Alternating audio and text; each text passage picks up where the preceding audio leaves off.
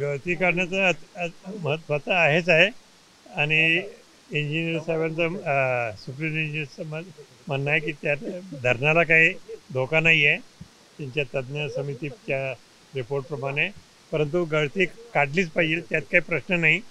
आणि ती आता मला वाटतं 15 दिवसाच्या आत 15 जानेवारीपर्यंत संक्रांत झाल्या ते सुरू करतील.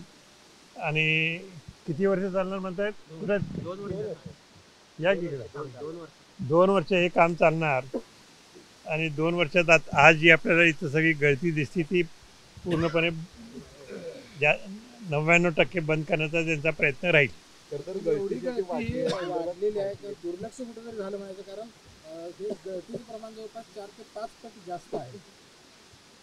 हळूहळू अलीकडच्या काळात निश्चितच दुर्लक्ष झाल्यामुळे ही परिस्थिती आली आहे आणि आता ह्या परिस्थितीतून आपल्याला बाहेर पडायचं आहे.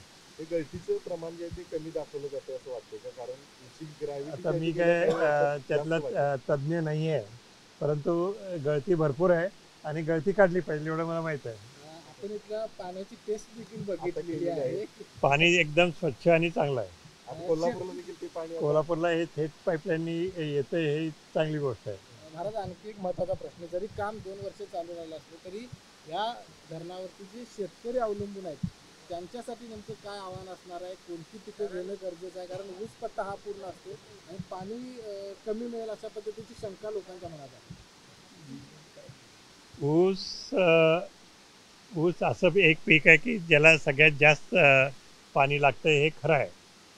पण इथल्या आपली शेतकऱ्यांची परंपरा आणि शेतीची परंपरा जी आहे ती ऊस करण्याचीच आहे आणि त्यासाठी जे पाणी लागतं ते आता मिळतंच आहे आपल्याला. परंतु भविष्यामध्ये इतर पिकंसुद्धा घेणं उचित होणार आहे, त्यात काही शंका नाही.